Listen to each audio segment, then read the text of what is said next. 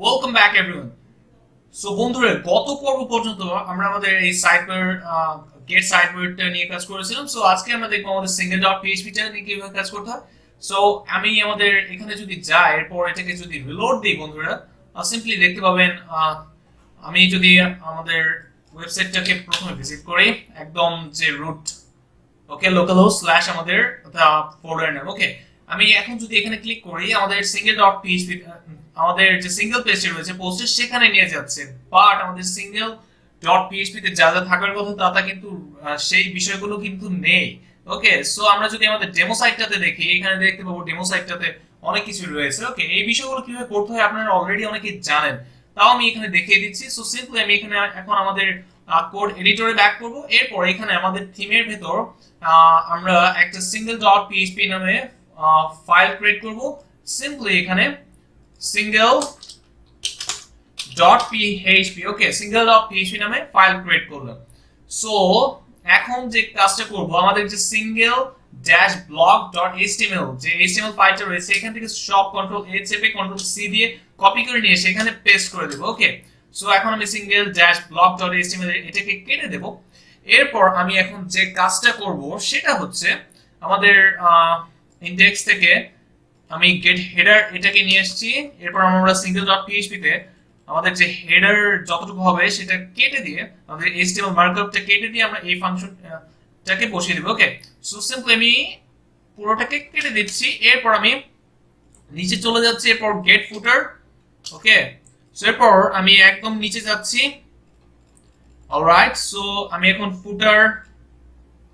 ফুটারটাকে, এই তো ফুটার আমাদের, সো ফুটারটাকে এখানে বসিয়ে দিলাম গেট ফুটার। ওকে, সো এরপর আমি যে কাজটা করব বন্ধুরা, সেটা হলো আমাদের এর আগের যে থিমটা রয়েছে, এর আগের থিমটা যে করেছিলাম সেখান থেকে আমরা সিঙ্গেল ডট পিএইচপি টা ওপেন করব। সেই থিমটা, এই যে সেই থিমটা থেকে আমরা সিঙ্গেল ডট পিএইচপি ওপেন করে আমি এখান থেকে এই যে এই ব্লগ এরিয়া থেকে পুরোটাকে কপি করব। কপি করে আমি যদি একটু উপরের দিকে গিয়ে দেখি, আমাদের এই সেকশন, ওকে, এই ব্লগ এরিয়া সেকশন থেকে সেকশন পর্যন্ত কপি করব। ওকে, কপি করে আমরা এখন আমাদের যেই ওয়েবসাইটটা রয়েছে, আই মিন আমরা এখন যে থিমটা নিয়ে কাজ করছি, আমি প্রথমে এটাকে ভিউ থেকে টগল ওয়ার্ড র্যাপ করে নিই। এরপর আমি সিম্পলি এই ব্লগ এরিয়াটা পুরোটাকে সিলেক্ট করছি। ওকে, সো সিলেক্ট করে এখন এখানে আমি পেস্ট করে দিলাম। ওকে, সো এখন আমি যে কাজটা করব বন্ধুরা, আমাদের একটা বিষয় লক্ষ্য করুন, আমাদের এখানে কিন্তু আমাদের কল এলজি 4 এর দরকার নেই। পেস্ট করার পর আমরা আমাদের এটা সহ চলে এসেছে। আমাদের সাইড বারে কিন্তু অলরেডি কল এলজি 4 টা দেয়া রয়েছে। সো এটাকে আমি কেটে দিচ্ছি। কেটে দিয়ে এখন যদি আমাদের সিঙ্গেল ডট পিএইচপি টাকে যদি রিলোড দেই, আমাদের দেখতে পাবো যে অনেকটাই হয়ে গেছে। আমাদের অথর পাচ্ছে, সবকিছুই পাচ্ছে। অথরের যে বায়োটা আমরা যেহেতু এটা দিইনি, অথরের এটা যদি আমরা ব্যাক এন্ড থেকে কোনো একটা ডিটেইলস দিয়ে দিই সেই ক্ষেত্রে আসবে। ওকে, সো আমি এটা দিচ্ছি না, আমাদের ইউজার নেম পেয়েছে, ছবিটা পেয়েছে। সো এতটুকুই থাক। এরপর একটা বিষয় লক্ষ্য করুন, আমাদের এখানে কিন্তু এই শেয়ারের আইকনগুলো পাইনি। সো চলুন আমরা আইকনের ক্লাসগুলোকে চেঞ্জ করে দিই। এই জন্যই হয়তো বা পাইনি। এই যে এখানে আমরা সিম্পলি এই যে ফন্ট অসমের যে ক্লাসগুলো, এগুলোকে চেঞ্জ করে দিব। আমি যেভাবে দিচ্ছি এভাবে দিয়ে দিন। ওকে, এফ এ, এগুলো হচ্ছে CSS class. Okay, so F A, and then আমি যদি এখন যদি এটাকে রিলোড দিই, দেখতে পাবেন যে আমাদের তিনটা কিন্তু পেয়ে গেছে। সো আশা করি বুঝতে পেরেছেন যে এটা আমরা কি করলাম।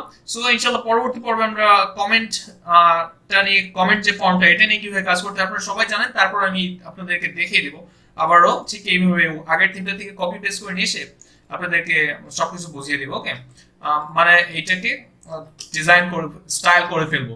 মেইনলি আপনাদেরকে অনেকের মাথায় প্রশ্ন আসতে পারে, কেন কপি করে পেস্ট করে এখানে আপনাদেরকে এটা দেখিয়ে দিচ্ছি। প্রথমত হচ্ছে আপনাদেরকে এটা একবার দেখানো হয়েছে, আবারও দেখিয়ে টিউটোরিয়ালের সময় বাড়ানোর কোনো মানে হয় না। এবং কি দ্বিতীয়ত, আপনারা যখন রিয়েল লাইফে প্রজেক্ট করবেন, আপনারা কপি পেস্ট করে কাজ করা শিখে যাবেন আস্তে আস্তে। কেননা একবার যখন শিখে যাবেন, বারবার এত কোড লেখার কোনো মানেই হয় না। ওকে, সেম কোড বারবার রিপিট করার মানে হয় না। সেই সময়টুকু কাজে লাগিয়ে, যে সময়টুকু আপনারা সেম কোডটুকু লিখতেন, আপনারা নতুন কোনো কিছু শিখবেন। ওকে, আর প্রোগ্রামিং ফিল্ডে নতুন কিছু শেখাটা খুবই ইম্পর্টেন্ট।